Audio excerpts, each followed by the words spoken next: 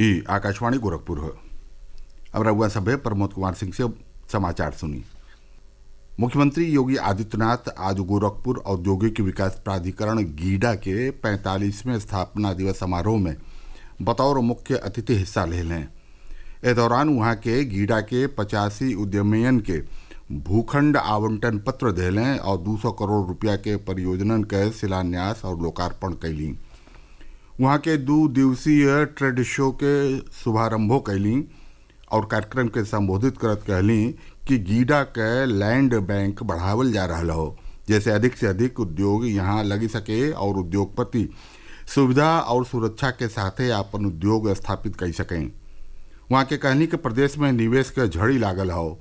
देश के कई उद्योगपति प्रदेश में अपन औद्योगिक यूनिट लगावे बदे प्रेरित भइल हवें। प्रदेश के उप मुख्यमंत्री ब्रजेश पाठक आज एक दिवसीय दौरा पर बनारस में निर्माण परियोजनन के निरीक्षण कैलें और पीडब्ल्यूडी आ सेतु निगम के इंजीनियर लोगिन के युद्ध स्तर पर अभियान चला के जल्दी से जल्दी काम पूरा करौले के निर्देश दिलें। वहाँ के बनारस के मछोदरी में कंपोजिट विद्यालय का निरीक्षण कैली और विद्यार्थियों के दिहल जा रहल सुविधा के जानकारी ले ली। केंद्र सरकार कहले हो कि सार्वभौमिक टीकाकरण कार्यक्रम के तहत 7 करोड़ 43 लाख लाभार्थियन के पंजीकृत कल गई हो। एमे गर्भवती महिला और 16 वर्ष तक के लइकन के 12 घातक बीमारियन के रोकथाम के टीका दिहल जाला। लोकसभा में एगो लिखित जवाब में केंद्रीय स्वास्थ्य और परिवार कल्याण राज्य मंत्री अनुप्रिया पटेल बतौलिन कि मोबाइल ऐप यूविन टीकाकरण सेवा के पहुंच और जागरूकता में सुधार कैले हो। यूविन में टीकाकरण सेवा के पहुंच कहीं भी आयुष्मान भारत हेल्थ अकाउंट आभा और QR आधारित ई टीकाकरण प्रमाण पत्र जैसन सुविधा दिहल गई हो।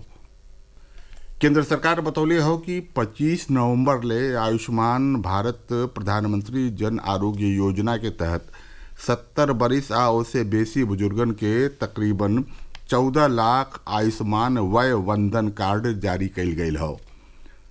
स्वास्थ्य और परिवार कल्याण राज्य मंत्री प्रताप राव जाधव काली लोकसभा में लिखित उत्तर में ये जानकारी दिलें।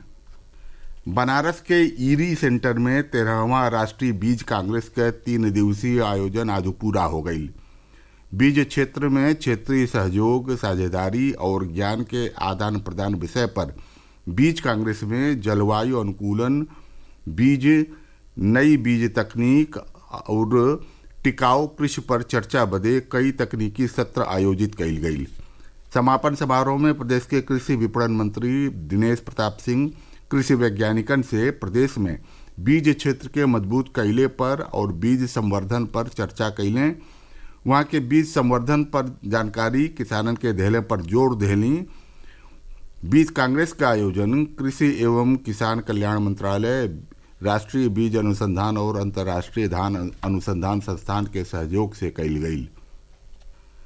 दीनदयाल उपाध्याय गोरखपुर विश्वविद्यालय के शिक्षा शास्त्र विभाग के पूर्व अधिष्ठाता प्रोफेसर शोभा गौड़ के मिर्जापुर में नव स्थापित मां विंध्यवासिनी विश्वविद्यालय के पहला कुलपति बनावल गई हो।